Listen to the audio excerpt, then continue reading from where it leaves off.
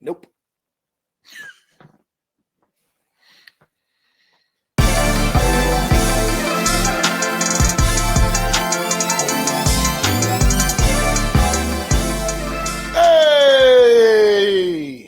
Hey! How's it going? It is the Todd and Joe Morning Show. And right now we're coming to you from the past, which is Friday. And right now it is May 13th.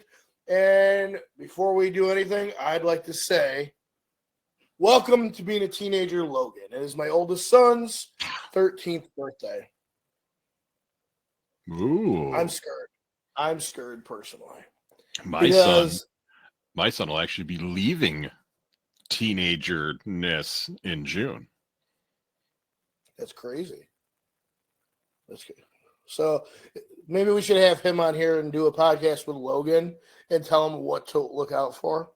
But do you know what I was doing when I was 13, Todd? No.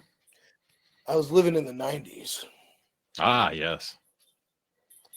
I know you were out of the 90s by the time you were 13, weren't you? Or no, you were in the 90s at 13. Yeah. Because you would have been 13 before me.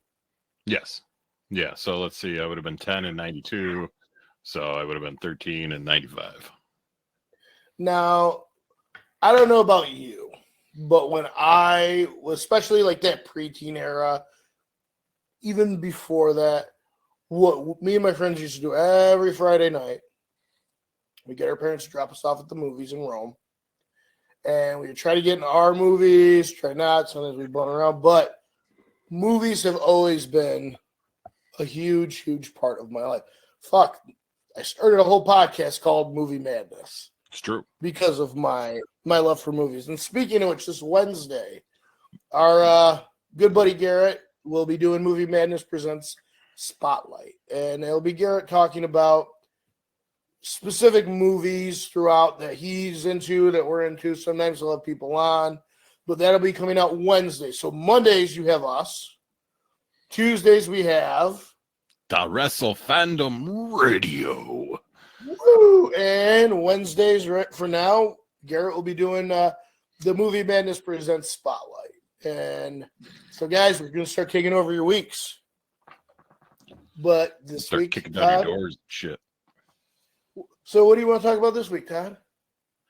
I think that we should speak of our top movies that, for whatever reason, they're your favorite. Whether it was just, I love that movie, or hey, that influenced me, or hey, that,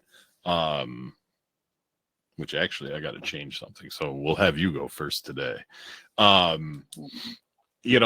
just kind of made you, just was there in a special time. Whatever it is.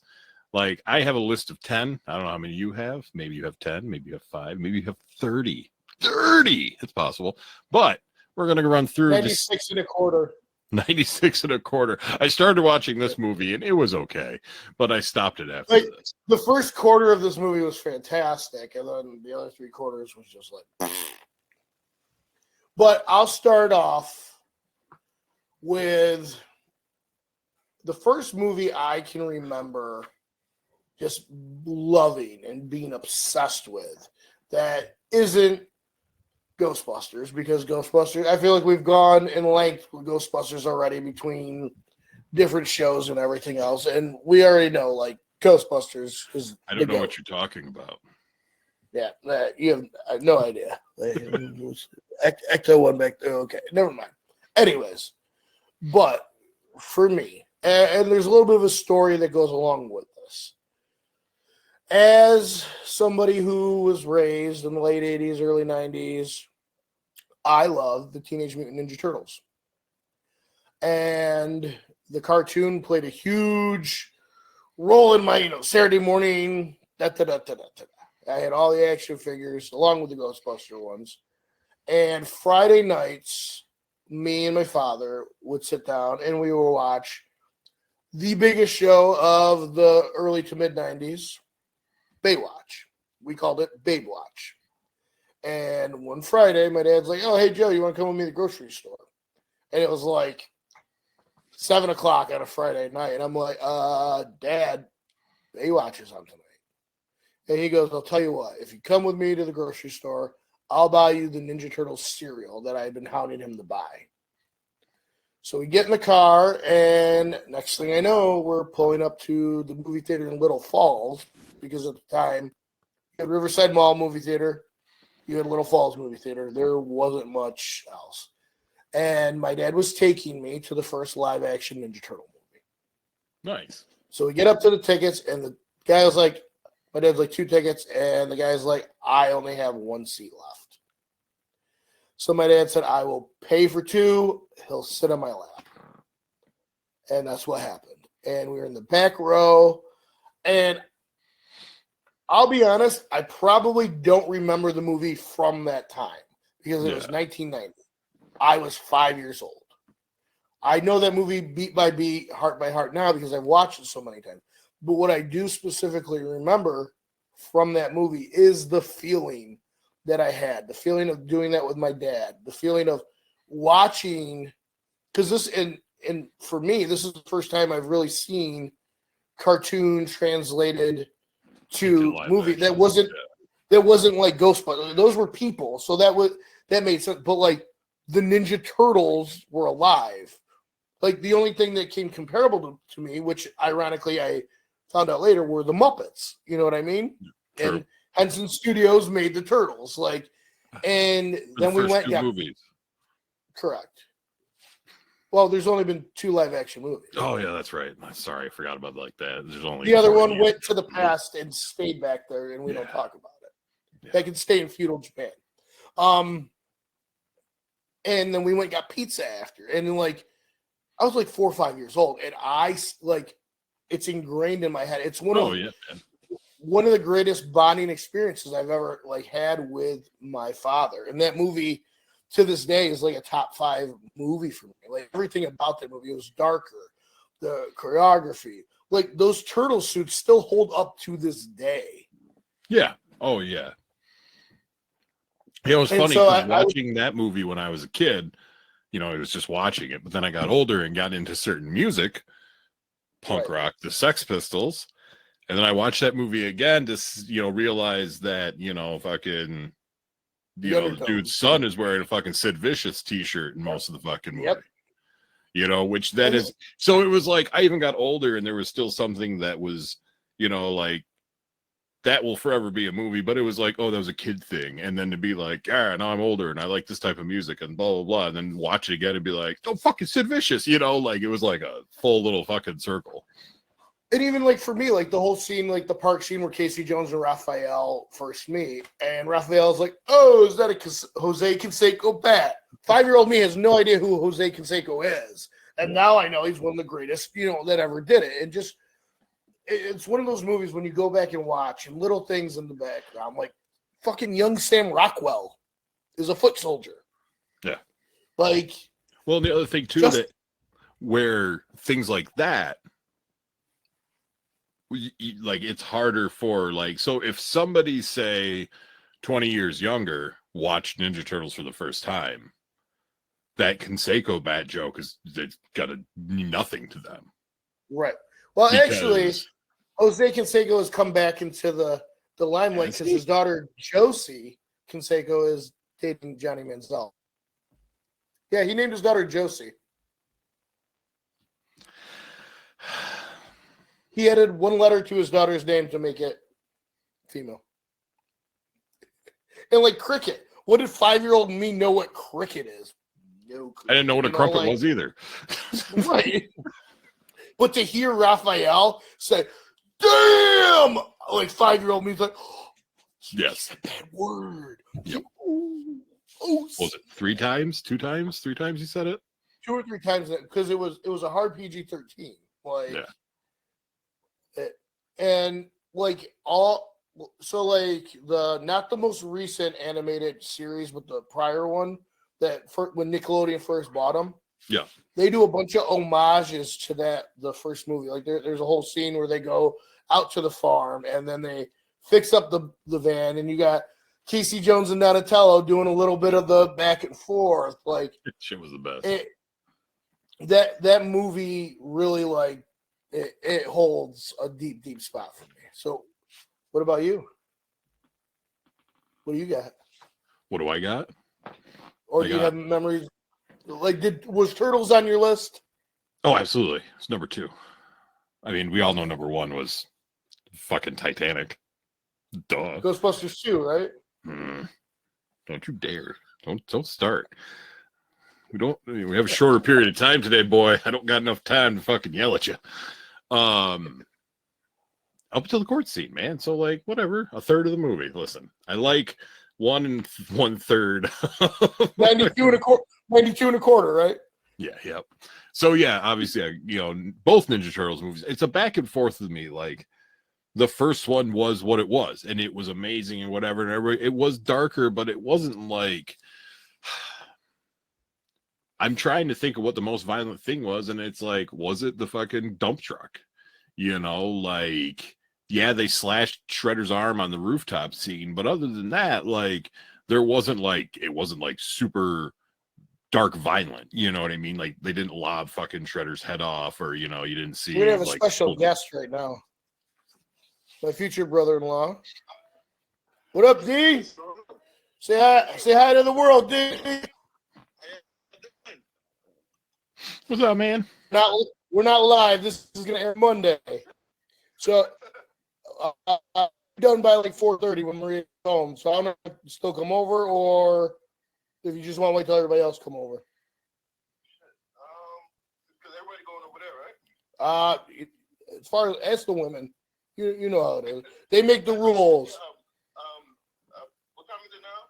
I'll be over there around 4:30 then. All right. That's my future brother-in-law, Daryl. The Especial is what I call him.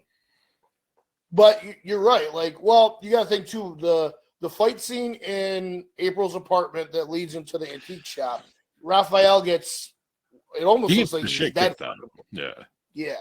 But again, it wasn't it was somebody, he was getting beat up, but it wasn't, again, like, if somebody's like, this was shit, if somebody was like, hey, watch this movie, it's fucking dark, I'm expecting like dark shit compared to the second one and whatever that other one was.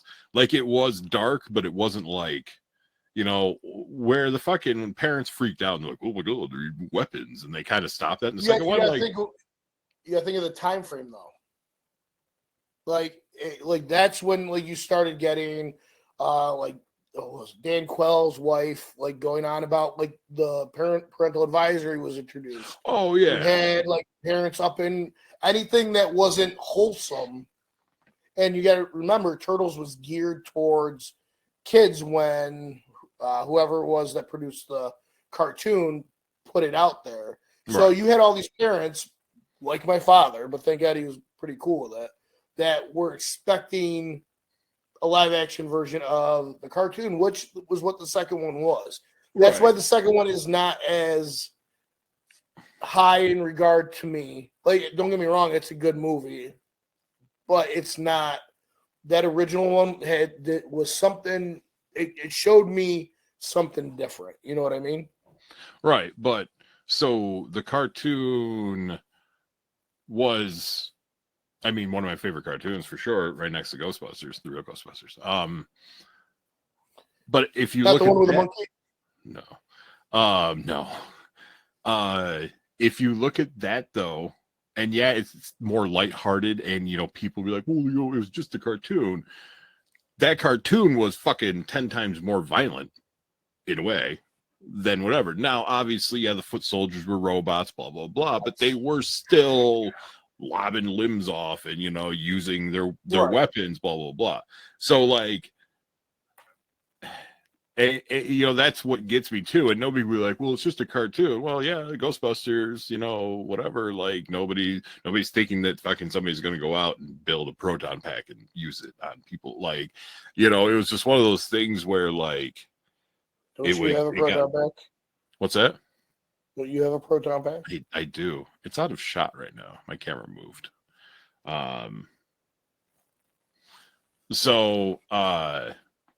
Yeah, I don't know. Like, I like the first one, but, and maybe it's because the second one was more like the cartoon. Like, I like the second one just a little bit more, but not Not a lot more, but I think it was because it was more like the cartoon, or it was one I remembered better.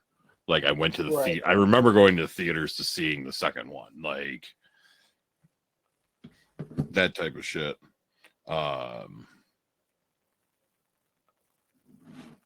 So yeah, hold on, just go ahead. Do.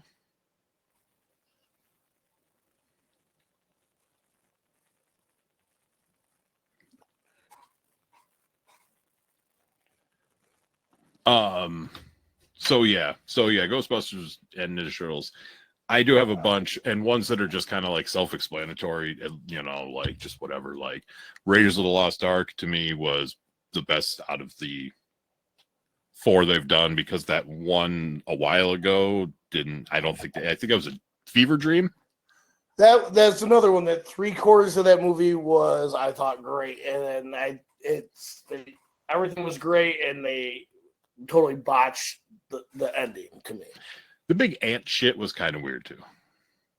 I mean, but it reminded me of the snake shit, and yeah, but that was at least a running gag, right?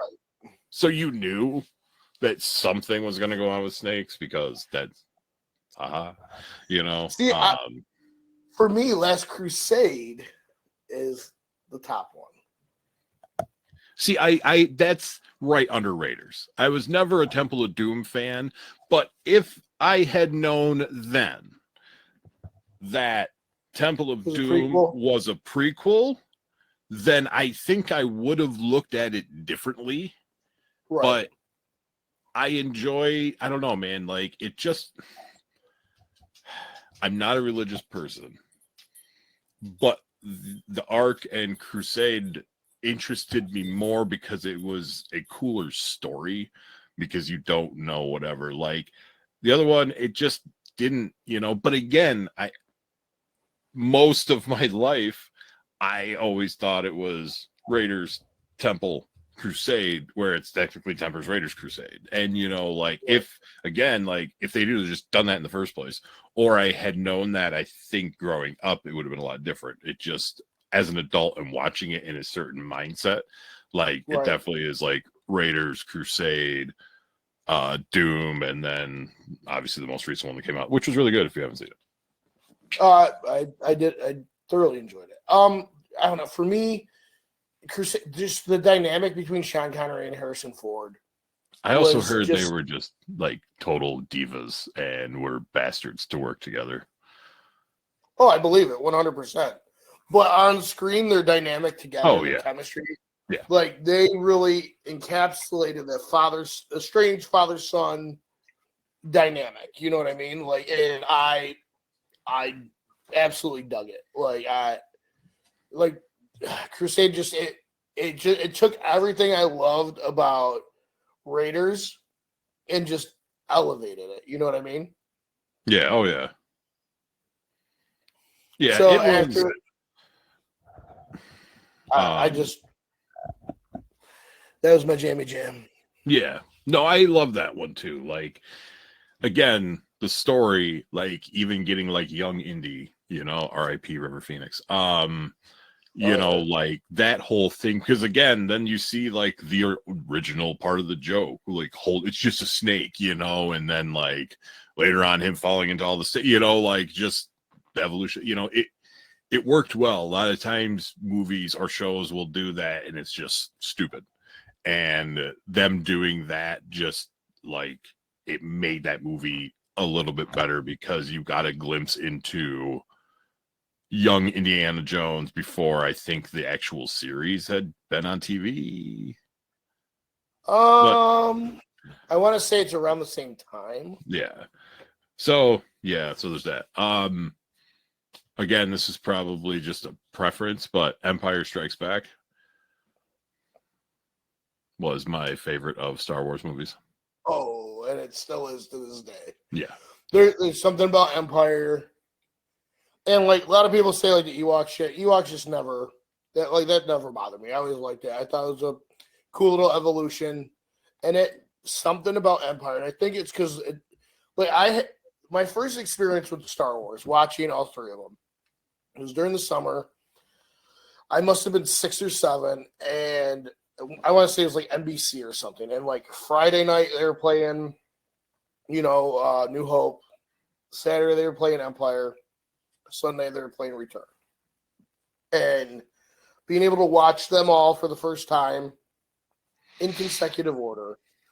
Empire always stuck out to me because it was the first time I'd ever really seen a movie that didn't end on a positive note. Yeah. That it left you really like, so wait, Vader's his dad. He lost his hand, and there is no nothing's fixed. Like, And Han I Solo, have to wait. Right, and like he's in carbonite. Like it's like Jabba, yep. And I'm like, wait, what? This is how they ended it? I got to wait 24 hours, and at that time, like, oh my god, I have to wait a whole day. And so I remember thinking about this thing all day long, like, what's gonna happen? And it had such a profound effect. I mean, I feel like that's why to this day I still have such a affinity, especially for that original trilogy. Yeah. Oh yeah. No, the Empire. Yeah. I don't know, man. Somewhere behind all this crap, I have like a ton of Star Wars Legos, and I definitely have like a fucking. Well, I see the Vader head there on the left. Yeah, that lights up and shit. And then behind the fucking Congas, there's like 3 shelves of Lego shit. I have like a big Falcon. I have fucking AT-AT, a couple other ones, Java's Palace. Spent way too much money than an adult should ever spend on Legos for themselves, not their kids. So Young Indiana Jones started in 92. And let's see. Indiana Jones. And we forget Sean Patrick Flannery. Was also. So actually, all 3 of the original 3 had been done by the time Young Indiana Jones Chronicles came. Yeah, because I think Crusade came out in '89, if I recall correctly. I believe that's what I think it went like 80, 84, 89. It went 81, 81, 84, 89, yep. And then 92 to 96, 2008, and then 2023. 2008? What the fuck came out in 2008? Kingdom of the Crystal Skull. Kingdom of the Poop. Listen, dog, stop bitching yourself. What else do we got? Pink Floyd, The Wall, even though it was a movie. I mean, it was an album, but it was a movie. That was an album. That was a movie. So I watched it as a teenager, and I probably will admit I was under the influence of something other than life. And it just, I think it was so hyped up because everybody always, oh my God, you got to watch it. You got to watch it. And like, I think we even tried doing it with after we did the whole Wizard of Oz with the soundtrack and everything, part 2. And it just, it's good. It's not something that would ever really hit my top 10 personally. But why is it on yours, Todd? I grew up listening to classic rock, so I've heard that whole album numerous times, whether it was on the radio. My dad would listen to records when my dad used to brew beer on like Sundays and shit, so he would always fucking throw vinyl on. So I mean, you would hear he had like fucking original Woodstock on vinyl, blah blah blah, like the dude's vinyl collection. And he still has it like that, so that's all like, yeah, it's not mint condition by any means, but I mean that's original shit, from back in the day. No reprint, like none of that crap. So I have the original Thriller on vinyl, like original, man. And the original Rocky soundtrack. My parents had a huge collection that I inherited. That most of it I sold at a garage sale, but those 2 albums I kept. Yeah. So I definitely want those. So that was one. Up in Smoke. I mean, you can't beat Up in Smoke. Like, I had more appreciation for that later on in life than when I remember the first time seeing that in Nice Dreams. They were like on, I want to say like Fox back in the day. Yeah. And it's just like, I was like, oh, these are funny. I didn't understand what marijuana was at the time. And then later on, like I remember me and my buddies going through all the typical teenage stoner movies and things. And like I remember one day, me and one of my buddies skipping school, going to his house and watching like 2 Carlin stand-ups he had on VHS, like, and just like we talked about this in the 420 special a lot about like where a little bit of miss between me and you when it comes to Cheech and Chong, you know, and like for me, like I will never ever throw any kind of negativity on the OGs. Like they essentially created a genre of stoner movies, you know, and like their comedy act and albums were always fantastic. It's, I don't know, again, not my top, but go ahead, Todd. Why Cheech and Chong? Up in Smoke?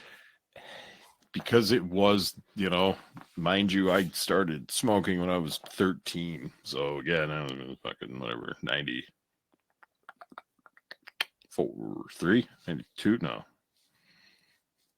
And that's 95. Stoner math, guys. 95. So, you know, plus like my parents knew who they were. Like I would hear, you know, we listened to a classic rock station. So during Christmas time, you would hear Santa Claus and his old lady, you know, so like it was kind of just there. But like watching it, plus like I think it also goes with the type of dog. Stop itching yourself, please. He's mad that we're not talking about Indiana Bones anymore. Yeah. The fuck is this talk about? Up in Smoke. Oh, I like dumb humor. Right, as do I. So, like, the humor of it and the jokes and shit, like, just, you know, my favorite shit ever to this fucking day is the Three Stooges. Period. Original 5. So Curly and or Shemp, I'm not really a fan of much after that, to be honest with you. Those are the ones I really watched the most. Fun little fact, my grandfather saw them on vaudeville, and actually, like, when they got done, they like sat in like the booth behind him, and I was like, oh my god, dude, did you get like their autographs? He's like, that wasn't a thing. And he was like, that like really wasn't a thing back then, like, so but yeah, so like dumb humor, you know, which leads me to my next one, which is Airplane. Again, just dumb humor, but just fucking hilarious. You know, like anytime to this day I see that movie and fucking Leslie Nielsen says, yes, and please don't call me Shirley, like it makes me laugh every time because it's so stupid, but it's clever. Like, it's cleverly stupid. I was gonna say it's intelligent stupidity. Yeah. It's like dad jokes on crack. Yeah. You know, just like the random shit, like a hospital, what is it? It's a big building with patients, but that's not important right now. Like that type of shit, like just, you know, it would just hit me like because of like other movies that I were exposed to, which is also on here, which is Spaceballs, the very first Mel Brooks movie I ever saw when TV used to play cool movies. And it was after I'd seen Star Wars, after I'd seen Ghostbusters. So seeing this Star Wars parody with Rick Moranis was even like more to me because it was like, hey, it's fucking Rick Moranis. Like, oh, holy shit, you know, like I fucking love him in Ghostbusters or whatever. And like that movie again, you know, fucking Bill Pullman. Like I took piano when I was in high school and my piano teacher fucking knew him, like was friends with the dude. And I'm like, what? You know, I was like, I love Spaceballs, but you know, you know, John Candy, you know, Joan Rivers doing the voice of Dot Matrix. I can't remember who fucking played King Roland now. Damn it. He was another comedian. But you know, like, and again, just the intelligent stupidity parody. And, you know, and then I went back and watched everything old Mel Brooks, which History of the World Part 1 is like another one for me. And then Robin Hood Men in Tights, you know, just watching that is, you know, that fucking movie's great. So, like, it was Dick Van Patten that played King Roland. So, like, going back to Airplane, even though the Monty Python movies really, like, kind of started that whole, like, spoof, stupid comedy kind of thing, in my opinion, Airplane, no pun intended, propelled Oh yeah. the genre. And, like, literally, like, people forget Leslie Nielsen was a serious actor prior to Airplane. And he literally made the majority of his career doing shit like that. Like you had the Naked Gun series, you had Spy Hard, Mr. Magoo, and it created and it spun into that whole spoof genre with like Scary Movie and like all those other kind of things. Like it created a genre, and I do love Airplane. For me, and again, exposure wise, Naked Gun would be where Airplane is for you. The original Naked Gun would be for me. Like, I'll never forget because I just learned like what condoms are, and them in the full body condom, like groping each other and making out, and I'm like, oh my goodness gracious, I should not be watching this, but I'm so glad I am. Did you ever watch Because the TV show? Just, what was it, Police Files or whatever? Yeah. I watched it years later, not originally Yeah. when it came out. But yeah, and it just That was good shit too. dude, like it changed how we as a populace viewed comedy, because before that, really, you had like the Three Stooges and that kind of like, Laurel and Hardy, Abbott Costello evolution, and it turned into this stuff. And like you can't beat that shit. Like to this day, you throw any of those kind of movies on, especially if you just don't want to think about it or follow a storyline. You don't have to be paying attention to what's going on. It's the one-liners and little bit gags and everything that make those movies fantastic. Now, on the flip side of that, it's gotten to a point where it's not as good as it was, but it's still pretty damn fucking epic, Yeah, it's one of those things where, especially the way the world has gotten, being so butthurt about everything happens, like you can't make jokes like they used to. Like if Mel Brooks today, this, say this never happened in the 70s, went to a company and was like, here's this movie I want to make called Blazing Saddles. They're going to look fucking 2 pages into it and be like, are you fucking kidding me? Look at the Monty Python stuff. Oh yeah, Monty Python shit.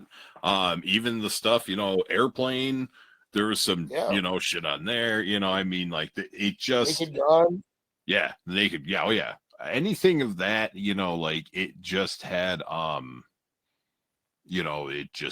it was just a different time, like, not just the 90s, but like 70, 80, 90, it was just a different time, and people had a better sense of humor, and they just don't People anymore. take things less personally. Because I think the sense of humor is still there. People are just afraid to do it, express it. it. Yeah. But okay, I'm going to bring up one more movie, and I think we should just make this a part 2 and just address and talk about the rest next week. But I want to talk about one, in my opinion, one of the most underrated comedies of all time, and it's not a spoof per se, but it almost fits in that area. But it has a combination of people that I think it's just amazing. And it's 3 guys and they're friends. One could maybe even call them amigos. I love the 3 Amigos. It's a great movie. So I will leave us at that, and we will start next week talking about Amigos Tres Amigos, however you say it. I don't speak Spanish. We'll get somebody on here to speak Spanish briefly so we can joke. Or I'll just type it in Google Translate.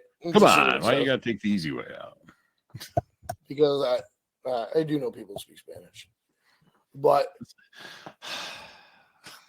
it's just more fun that way for me There to you go. butcher the language and, it'd be funny about.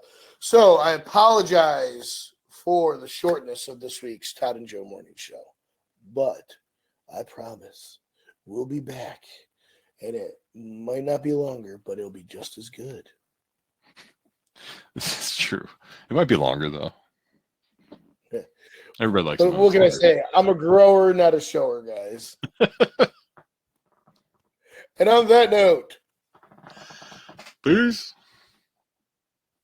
like, share, subscribe. Todd and Joe Morning Show.